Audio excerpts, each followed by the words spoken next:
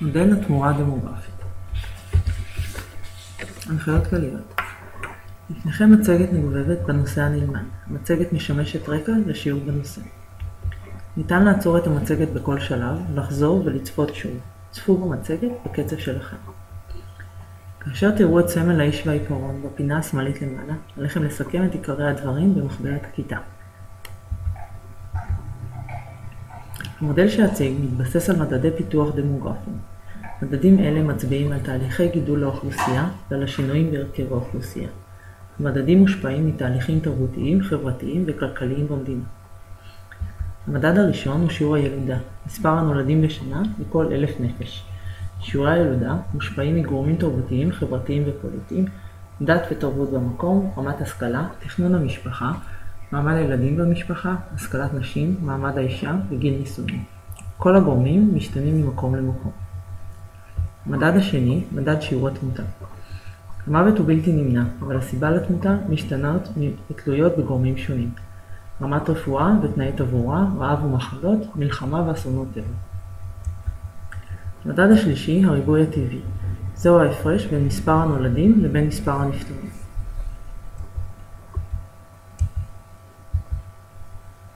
לפניכם המודל ב4 שלבים. הקו הכתום מסמן את שיעורי הילודה, ואילו הקו הכחול את שיעור התמותה. ביניהם ההפרש, הריבוי הטבעי.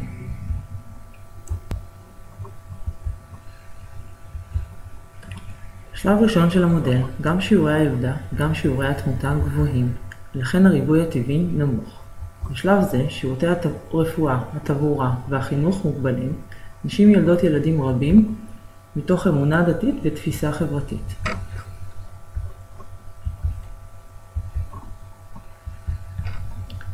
בשלב השני של המודל, שיעור הילודה נשאר גבוה, אבל יש ירידה חדה בשיעורי התמותה, בעיקר בזכות כניסה של שירותי רפואה המודרנית למדינה ושיפור מערכות התברואה והשירותים המיועדים לרווחת הציבור. במדינות שנמצאות בשלב זה, האוכלוסייה גדלה בקצב מהיר.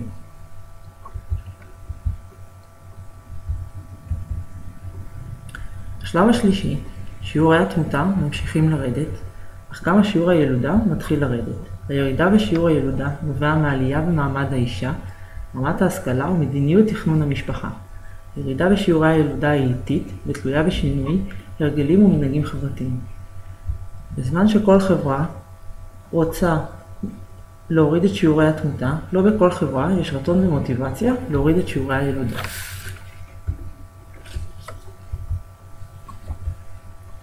בשלב הרביעי והאחרון של המודל, שיעורי הילודה והתמותה נמוכים, ולכן הריבוי הטבעי נמוך ואפילו שלילי. כלומר, יש יותר נפטרים מנולדים. במצב כזה, האוכלוסייה לא גדלה בכלל. לסיכום. המודל מתנהל בכל מקום בקצב אחר ומנקודת פתיחה אחרת. במדינות מפותחות, השינוי התחיל לפני 200 שנים, ומאז עברה האוכלוסייה את כל 4 השלבים. במדינות פחות מפותחות, השינויים הדמוגרפיים החלו להתרחש רק במאה ה-20, באיחור רב אחרי המדינות המפותחות, ולכן הן נמצאות בשלב השלישי של המודל. המדינות התת מפותחות נמצאות בשלב השני של המודל, ונהנות מרפואה מתקדמת שהביא העולם המערבי, אבל שיעורי הילודה עוד גבוה בגלל תרבות מקומית. נסיים עם חומר למחשבה. המודל מתבסס על ניסיון המדינות המפותחות ומאפשר במידה מסוימת לחזות את העתיד המדינות הפחות מפותחות. אולם עולות גם שאלות בנוגע לקצב התקדמות המודל, כיצד תשפיע על הגלובליזציה, על אוכלוסיית העולם. את התשובות לשאלות נדע רק בעתיד. תודה.